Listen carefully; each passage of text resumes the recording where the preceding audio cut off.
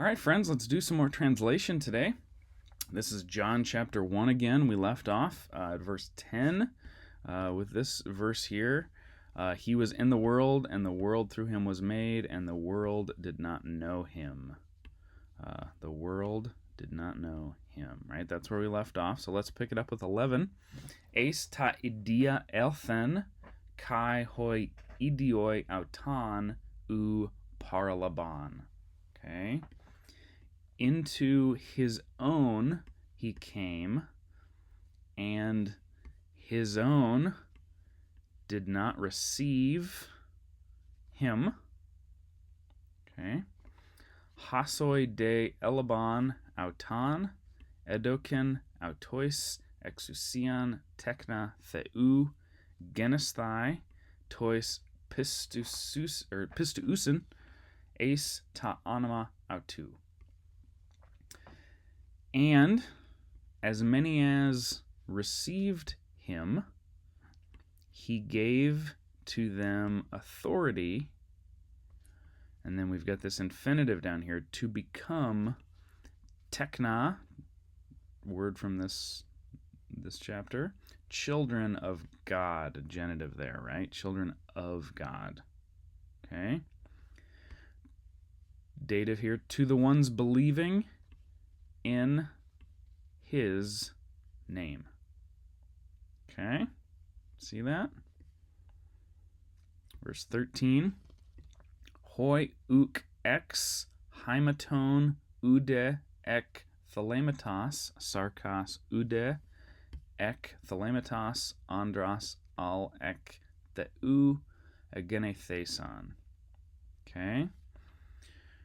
And by the way, notice we're kind of breaking the verses up, but notice it's a comma, but I mean the idea is still continuing, right? So sometimes we have to look back and we see the idea continuing. Who, not from hymaton, blood, okay, remember the right to be children, to become children of God to the ones believing in his name, who not from blood, nor from will, and then we have one of our third declension nouns from this chapter, right? Sarkos, what's that mean? Yeah, flesh. Go ahead and parse that. What's the case gender number there? Yeah, genitive feminine singular, right? You might be tempted to say nominative masculine singular because of that os, right? But remember, sarx is feminine as a noun, and these third declension endings just kind of look weird and can be kind of confusing. If it had a definite article, that would be really helpful. It just doesn't happen to have one this time, right? Okay, so who not from blood, nor from the will of flesh, nor from the will andros, one of our other third declension nouns for this chapter. You want to go ahead and parse that one for us? Yeah, comes from aner, masculine genitive singular, right? So we have our feminine genitive singular and our masculine genitive singular looking really similar in the third declension here, right? Okay, so who not from blood, nor from the will of the flesh, nor from the will of man, or will of the husband, or will of something like that. The will of the dad, talking fleshly things here, right? Not as opposed to spiritual things. They're saying you're not becoming children of God through blood or through the will of the flesh or the will of some human man, but ek theu, but from God, but have been born from God. Okay? Keep going. Kai halagas sarx egeneta, kai eskenosen en hemin, kai athea samatha tain doxon autu, doxon hos monogenous parapatras, pleres caritas kai aletheas. Okay, that's a long sentence. Let's do our best here. And the word became flesh. Okay, predicate nominative there. The word became flesh and dwelt, pitched a tent, something like that, pitched a tent among us. Okay? In us or among us with our dative here. And we saw his glory, possessive. We saw his glory. Doxon hos monogenes. Glory as only begotten from the Father. Another third declension noun here. Patros, right? A lot of genitive third declension nouns here in this sentence, isn't there?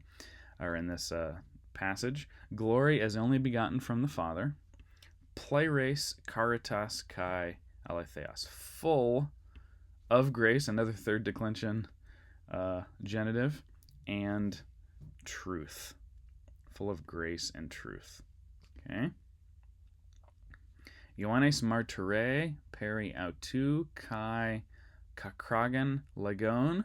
John testifies concerning him and has cried out, saying, this was whom I said, I didn't read that in Greek today, hutas ein han apon ha apiso mu erkamenos emprosthen mu geganen hati protas mu ein. This is almost like wisdom literature and kind of the repetition here. John is being repetitious and whatever. He was, or this was who I said, the one coming after me has come before me because he was first of me. Okay? The one behind me is before me because he was first of me, right? There's kind of this layered, kind of a cumbersome kind of deal, but kind of like you would do with like poetry or wisdom literature or something. Hati ek tu pleiromatos autou hemes pontus elabamen kai karen anti caritas. Okay? Because from his fullness we all receive grace on top of grace. Notice how I left the kai untranslated there? You can say we all receive and grace on top of grace. That just doesn't make a lot of sense in English. You could translate it as like even or something like that. It's kind of just introducing this phrase here, which is going to be a little weird in English, but you can work it in if you want to. We all receive yet or even grace on top of grace, right? It's a little bit of a throwaway word there. Of course, we want to take everything seriously in the Greek to be faithful to the text, but we also want to be good translators into English. So be aware that it's there and decide how you want to translate it for yourself.